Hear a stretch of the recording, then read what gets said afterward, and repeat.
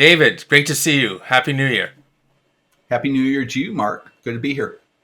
Awesome. Folks, we got another insights report to share. Results from December 22. I think everyone's going to be really interested in what the numbers bear out. So let's get right into it. David, what key trends did you observe in the e-grocery market in December? Well, yeah, I think at first the most noticeable one was the continued acceleration and growth within the mass format overall. I think that's the most clear and obvious trend. Yep, yeah, and I think that number really jumped out at me is because we've seen that number of cross shop increasing, but I think in December it really stuck out like a sore thumb. So that's, what do you think is driving that significant increase in December? So, again, as you know, Mark, we look at ship to home, delivery, and pickup. So when we look at the top line number, which is up a little over or just about 2.5% year over year to 9.1 billion, we really have to go beneath the surface, and it's two parts. One, we just said, is mass driving a lot of that, and the second is from the method perspective in terms of how people receive their online orders, and it's pickup. Pickup has seen a very strong monthly result, which we can talk about, in more detail. Yeah, yeah, and the preponderance of pickup services being utilized, I would gather, are taking place at the mass merchandisers. Yeah, it's not reported in our monthly insights report that we distribute to subscribers and to retailers. But when we look at the results at the format level, mass versus grocery, what we continue to see is a significant variation in the order share by fulfillment method. Mass continues to skew more heavily toward pickup, whereas grocery is skewing more towards delivery. So, as a consequence, you could look at this and say, well, mass is growing and they have a bias toward pickup, so that's benefited pickup. And that may be true, but we also see, good pickup growth, outside of mass as well. So I think, you have two kind of converging trends. One in the flight to value, which is really with Walmart within the mass sector, and then another aspect of flight to value is kind of a shift from delivery to pickup. And when I say shift, I just really mean in terms of the share trends, not necessarily consumers who use delivery shifting over, because we have relatively low overlap in the dual usage of those two. So I'm going to ask you to speculate on that shift, especially at the grocery level. Do you think that's the result of price sensitivity on the part of delivery customers, or do you see this as the regional grocers' pickup services becoming that much better? I'll build off your second point and just add it's also a factor that pickup is becoming more accessible within the grocery space, right? I mean, we could look at various regional retailers who have launched their own first-party platforms, and a component of that is offering pickup. We have in the hard discount section like Aldi, who continues to backfill. And when we see that trend, we know that when households are exposed to or have the option of choosing between delivery and pickup with their preferred provider, whether that be a Walmart or an Aldi or a Kroger for that matter, generally speaking, households prefer pickup. So because it's become more available, that creates some headwinds, or some tailwinds. As far as the experience, Mark, I would say based on the numbers that we're seeing on the likelihood to repeat, the experience is not what's driving the growth, as opposed to just increased availability. Before I get into branching off on your response there, I just want to make sure that we don't lose sight of the fact that year over year, I think you're saying it's just over a 2% increase in online sales. Can you comment on the increase from November of 2022 to December? Yeah, so we did experience an increase, a fairly significant increase if you looked at it on a month over month basis. Obviously, we have the holiday period this year. Well, we have the holiday period every year, you would say. The difference between 2022 December and 2021 December, if we look at external factors, COVID cases are down probably 70 plus percent, almost 80% year over year. So you would say, well, that will relieve some of the concern people had for social gatherings. We could see, with air travel, a robust, recovery continuing there, where we're essentially approaching, if not near, the pre-COVID levels of travel. So, that helps spur overall grocery spending in general, because we saw that go up about 15% year over year. And I think, online benefited as a result of those various factors. Understood. On the point related to repeat intent, indicating that not necessarily as regional grocers is pickup service at the regional grocery level improving in terms of the experience. Can you dig a little deeper into that? Yeah, so we have the likelihood to use the same service again within the next 30 days. So if you were using Walmart's pickup service, you would be answering that relative to that most recent experience with a Walmart pickup, or if you're using someone's delivery service along those lines. Uh, Mm-hmm. this year versus last year, overall, that repeat rate relative to intent dropped from 63% in 2021 December to 56%. So a fairly pronounced drop on a year over year basis. It did decline as well on a month over month.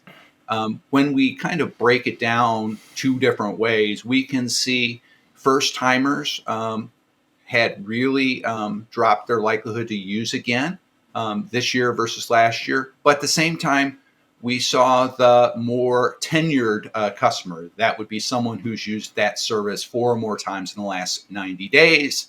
Also decline, maybe about half the rate of the first timer. But if we then look at it from a format standpoint and focus on mass and grocery, because again, of that cross shop you talked about, Yeah. both came down, but the difference is where we were essentially at parity last year in this measure between those two formats. We now have a 10-point spread in advantage of Walmart, of mass, so Walmart and Target. So while mass maybe dropped, they dropped 1 point from 62 to 61 versus a year ago. Grocery, on the other hand, went from 64 to 51.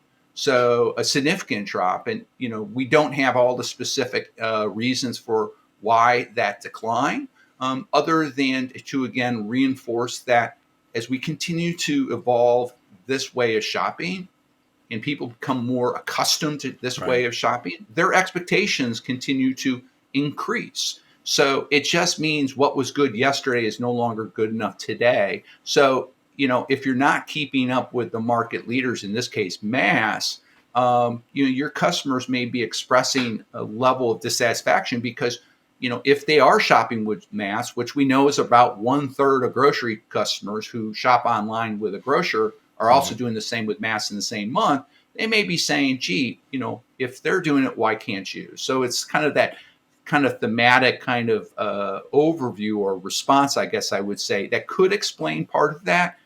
We can't get into the particulars about was it because of wait time or product availability or dissatisfaction with pricing gaps. This instrument tool that we use for the monthly insights just doesn't go to that level.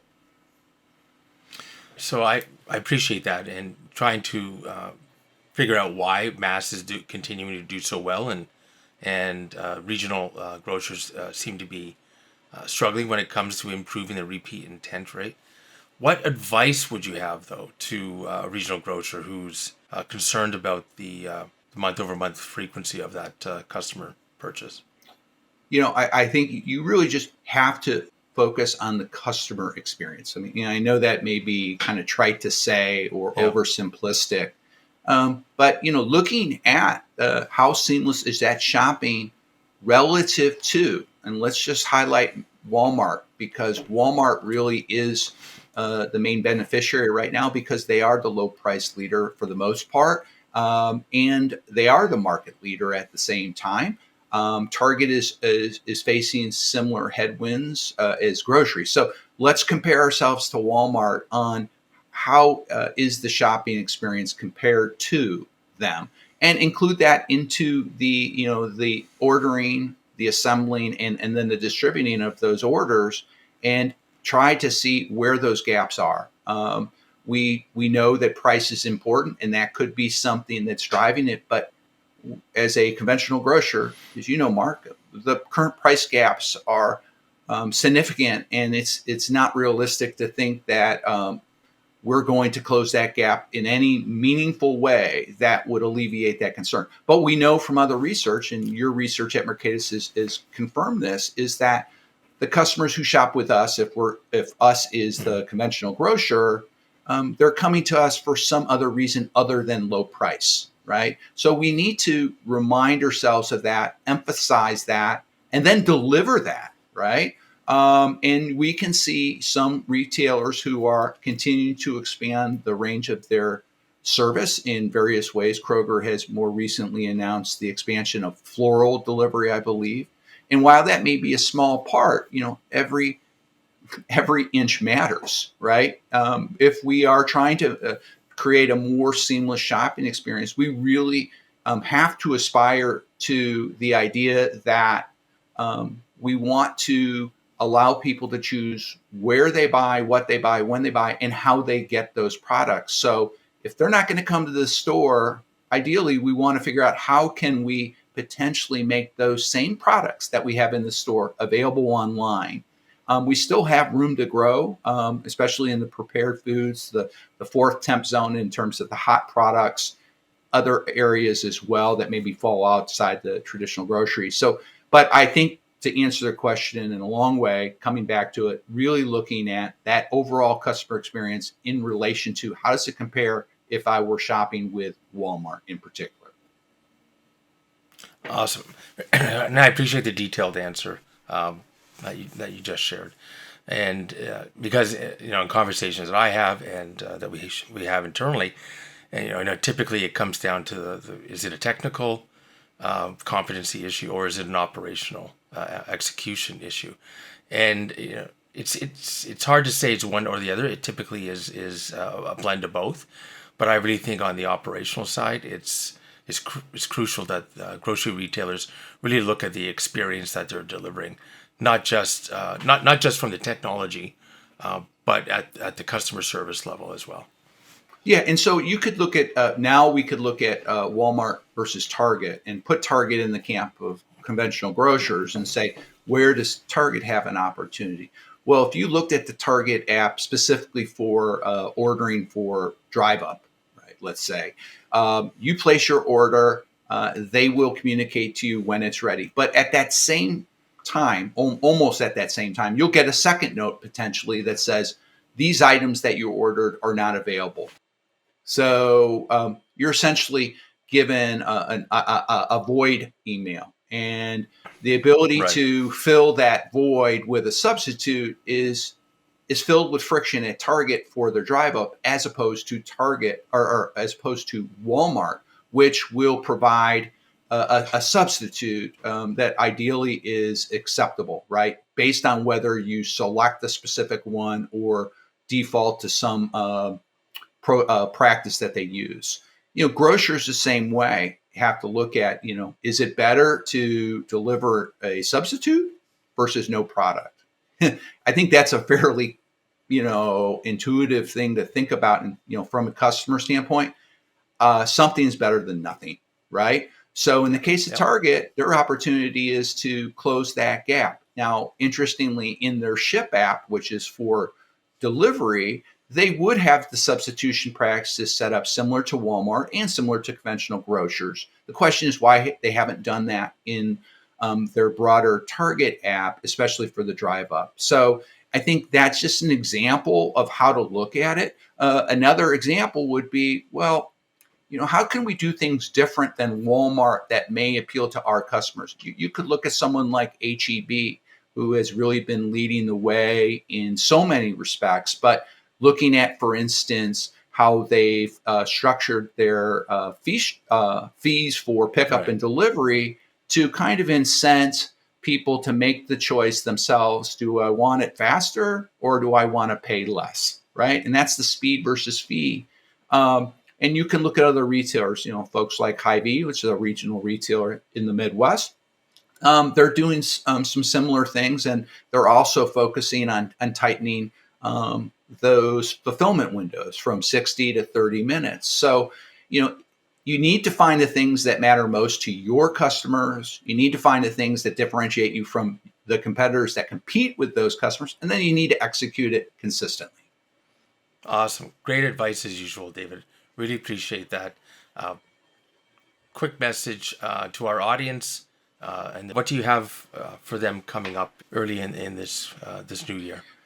Oh, Mark, you know all too well. We have our long-awaited 5-year sales forecast coming out at the end of or toward the end of January. We look forward to sharing that with folks, and we're committed to providing a level of transparency or visibility into our methodology and our thinking and the assumptions that build into it, because I think as an industry, it's really important to challenge what we believe, but also make clear, what we think could be the drivers for, Yep. Future growth. Very exciting, and look forward to sharing those results and talking to you about those results and the forecast that you've put together. So super excited about that. Folks, it's been great chatting with David. Happy New Year again. And I would be remiss in pointing out David looks a little more crisp, a little more sharp these days. There you go. He's I don't know, something you must have done over the holidays. Well, yeah, it's just an improvement in the technology is brought greater clarity and focus to my image here. Whether that's good or bad, I'll leave that up to the viewers. Awesome. Thank you, sir. And till next month. Great. Thanks for having me again, Mark.